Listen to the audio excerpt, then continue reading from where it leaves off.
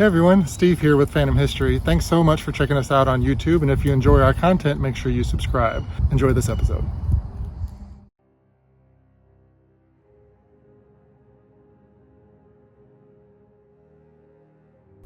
Eric enjoyed his job as a security guard. The hotel was quiet, the clientele was well-to-do, and to save money, he would quietly crawl into an attic space to sleep during the day before emerging in the evenings for a shower, his dinner, and the beginning of his next night shift. It was an exciting life for a young single man enjoying life in San Diego, California. But it didn't take very long for Eric to discover that he was rarely alone in the hotel, especially in his hidden, converted bedroom. Eric's sleeping space was dark enough to allow him to sleep during the bright Southern California days, but a small window let in just enough sunlight for him to see his surroundings. That's why he knew it wasn't a trick of the light when he saw the misty, transparent figures that would often float through the space. Their detail wasn't clear, but he saw wisps of human-shaped mist emerging from the floor below him and quietly disappearing into the ceiling. That's when all doubt left Eric's mind. Yes, historic Hotel del Coronado was definitely haunted, and the stories guests shared with him and the experiences he had there were suddenly validated and very, very real. I'm Steve Blanchard. Welcome to Phantom History.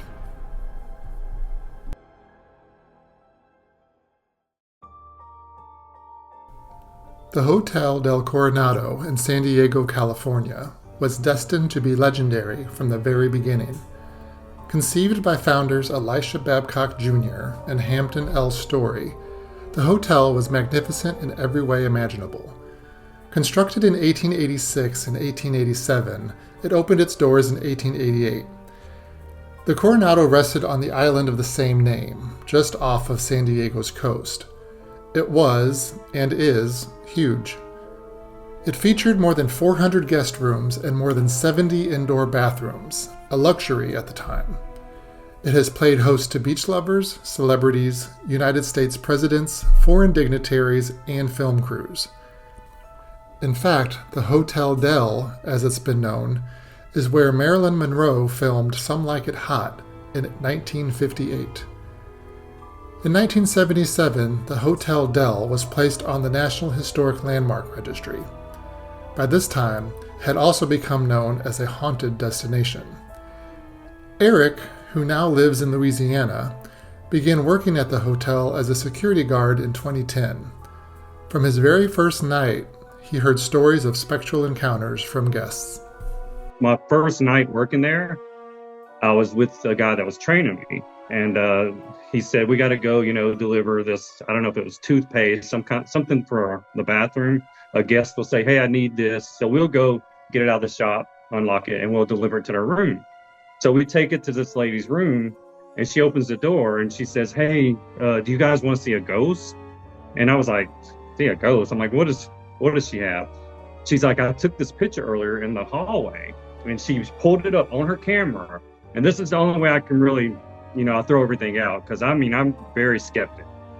She had the memory card and everything still in her camera, so there's no way she could have taken it out, photoshopped it, put it back in. Like, this was in 2010. It just wasn't. She took this picture and showed it to us in her camera, and you could see a woman in like 1800s clothing, just the upper body, but her lower body was see-through. And you could see it clear as day right there in the hallway that we were standing in. And we looked down and we're like, she just took this picture. This just happened. As Eric became more comfortable with his job and the duties assigned to him, he said he gained confidence and felt more comfortable exploring the expansive hotel at night. He said the most active areas are in the original buildings of the hotel, dating back more than 130 years. One building in particular offered an unforgettable paranormal experience for Eric, an office building closed to guests that at one time served as an orphanage. But I didn't know until I started working there that one of the main office buildings off to the side of the Hotel Del, it was on the island, I think like in the 1800s, and it used to be an orphanage. They moved it over here and they used that for like the main office building. So there's not a lot of traffic in there at night, but we still go patrol it every now and then to make sure everything's okay. Well, some of the guards, not me, but they said they reported that they've seen kids' handprints on the windows of the doors going in and out. And I was like, are you sure there weren't people there and they just didn't clean the windows? You know, like my skeptic side, I bring out all the questions and they're like, no. And they're like, they're not there now. So every time I would go by that building, I'd always make a point. I was like, do I want to look at the window or do I not want to look at the window? You're kind of like, I got to look at the window. But I never saw the handprints, but it was reported that kids' handprints were on that building. And there was also a tunnel that goes underneath the hotel over to that building and comes up. That's not open to the public. It's for maintenance and workers. And it is creepy. I've walked through there at nights, just, dare myself to do it. And like I said, you hear every little creature looking and I don't want to look behind me. I just keep going forward just to say I did it and made it through. I did have an incident where I did hear kids one night when I was walking the halls on the main floor. And they used to have like this one area where it's like a little closet area. It's open, but they had telephone booths in there. When they had payphones, all the payphones were there. And they still had payphones back in 2010. So I'm walking up and I could hear kids in there playing with the phones. And this is like 8 o'clock at night, 9 o'clock. And I'm just kind of like, I'm gonna have to run these kids off or find their parents, And I was like, I'm gonna casually walk by and glance in and keep walking so I can make sure, it's not kids with their parents. I heard their voices, like they're giggling or something. So I'm thinking it's kids meddling with the phones. And I heard the phones moving. And then as I walked by, there was nobody there. The phones were sitting there still and nothing happened. And I was just like, did I just hear what I heard? And there was nobody in there. And I heard kids in that room. Experiences like Eric's don't get as much attention as others. That could be because they're not as easily documented and have fewer witnesses. In 1992, the Hotel del Coronado publicly embraced its haunted reputation by inviting parapsychologist and anomalist Christopher Chacon to investigate the many reports of paranormal activity throughout the resort. The 12-month, 24 hours a day investigation gave unprecedented access to the historic buildings of the Hotel del Coronado. Equipment measured air pressure, radiation, electromagnetic and geomagnetic frequencies, air currents, humidity, light, and more. More than 1,000 people, both guests and employees, were interviewed about their experiences here. In the end, a quote, significant percentage of the paranormal phenomena described by interviewees were caught on equipment was unexplainable by traditional scientific methods. Moving chairs, shadow figures, opening and closing of doors and windows, disembodied footsteps, areas of extreme cold air, and water turning itself on and off were among the most common paranormal encounters witnessed. And these occurred throughout the hotel, not just in the notoriously haunted 3rd and 5th floors of the main building. Many of the odd occurrences of those floors are often attributed to Kate Morgan, the hotel's most famous ghost, who allegedly haunts room 3327. Eric is familiar with her story, but isn't certain that she truly haunts the hotel, based on his own experience as a security guard. A lot of people always go back to the Kate Morgan story, which happened in, I think that was 1892, where she had checked in as Lottie Bernard, and she checked into room 3327. And that was on November the 24th, 1892. That's when she checked in. 5 days later, they found her body on the staircase exiting the hotel going to the beach with a gunshot to the head.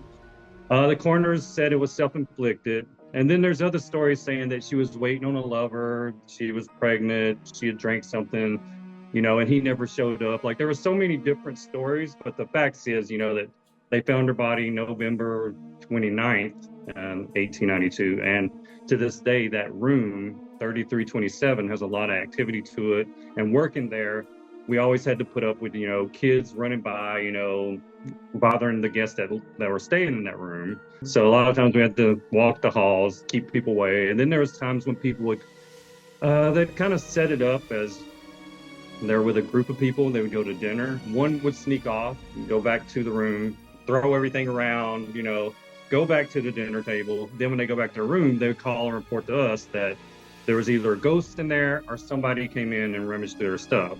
But now technology is so much advanced. We have key cards. We can stick a device into the keyhole and tell what key was in there last. And it comes back to one of their friends, we have to myth bust it like that.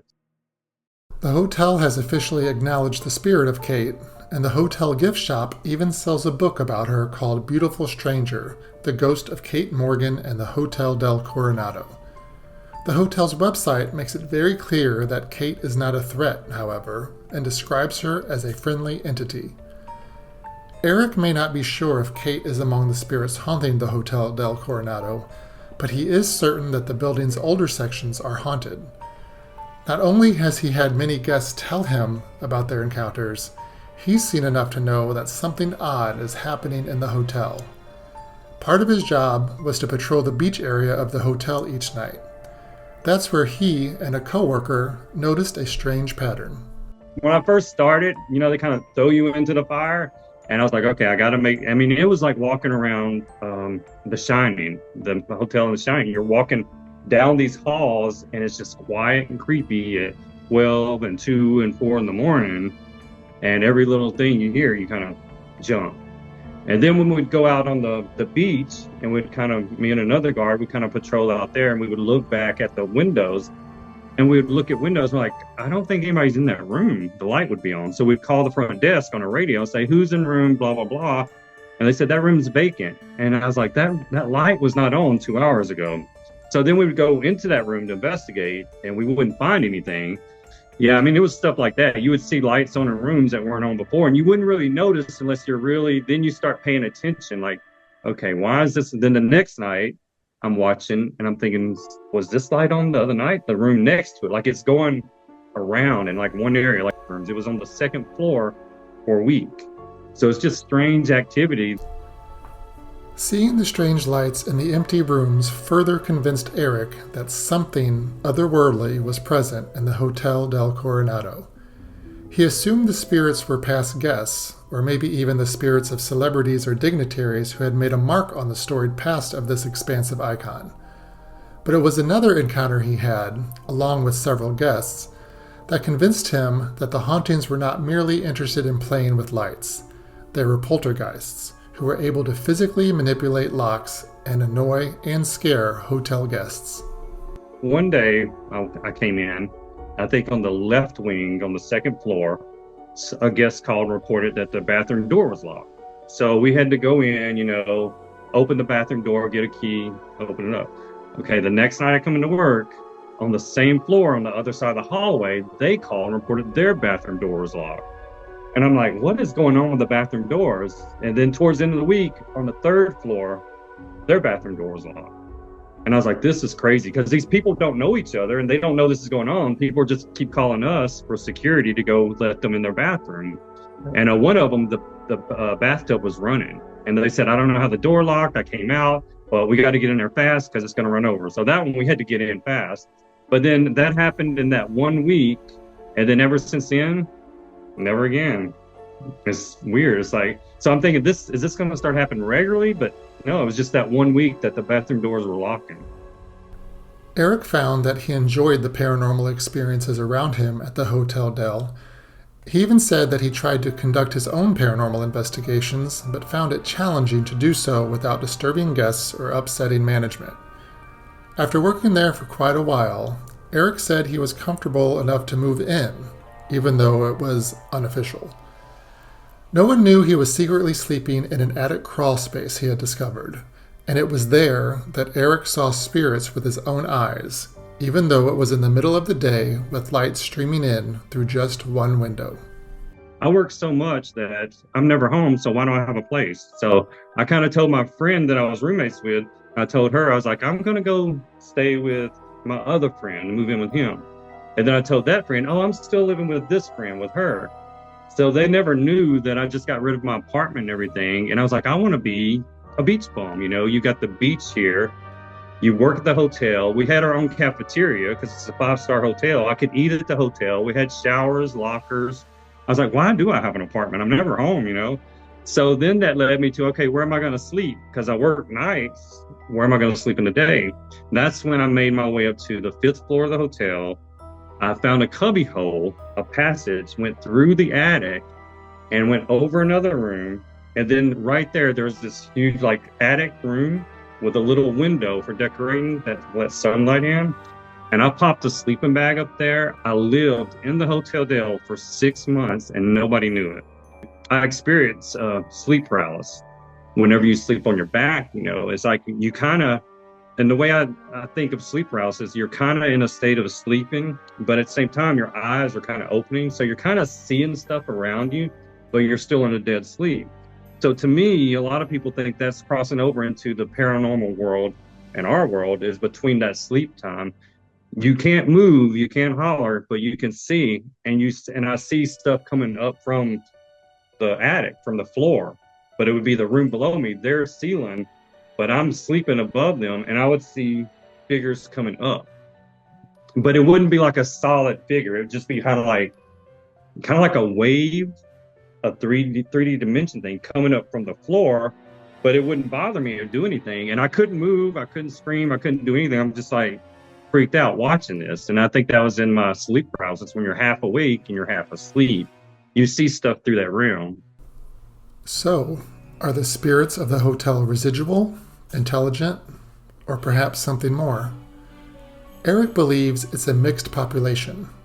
Plenty of odd things happen in the evenings here, according to guests, but a fair share of sightings have occurred in the morning and the afternoon hours as well, according to Eric. That, mixed with the physical activities that have so far been unexplained, indicate to him that the Hotel del Coronado's occupants are comfortable, curious, and maybe just a little bit feisty. I think both, and I think there's more than one. Like I said, that one with the bathrooms, I'm like, that had to be like a trickster or maybe a kid, one of the kids, from the orphanage. But I think it's a lot of mixture, but a lot of people always go back to Kate Morgan. I'm like, working there for 2 years, we know there's more than just one. The front desk, we always got calls, from the girls at the front desk. They're scared every night. So we'd normally have to go down there and babysit them because they would hear stuff move in the lobby and stuff when no one's in there. And so one of us would have to go sit with them for like an hour or two until they were calmed down. Like I only worked there on the night shift for those 2 years. There's no telling, my night's off, or in the daytime stuff kind of happens. I mean, even housekeeping was scared in the daytime. I'd come walking out of one room and one would be going in and she would just scream that the door moved right when I pulled from the other side. Like everybody was kind of jumpy that worked there. On the next episode of Phantom History, hear my full conversation with Eric and learn even more about his experiences working and living at the Hotel del Coronado. Thank you to Eric for taking the time to share his very personal experiences while working at the hotel for this episode of Phantom History. You can learn more about Eric by following his YouTube channel at DOA Investigations, where he takes a lighthearted look at all things spooky. You can also learn more about the hotel on their website, hoteldel.com, where you can also make your reservation. This episode was written, produced, and edited by me, Steve Blanchard. Music was provided by Sean Ivers and Purple Planet Music. For more information on the podcast or for general spooky and historic adventures, follow our revamped YouTube channel at Beast and Steve, where me and my husband talk to interesting people from all backgrounds, explore haunted and historic locations, and share all of our fun experiences with you. As always, thanks for listening. Thank you for watching that. I want to remind you that you can subscribe to our YouTube channel and check out all of the Phantom History content, as well as visit phantomhistory.com to watch more podcasts and learn about our adventures, as well as sign up for our newsletter so you will always be notified when new content drops.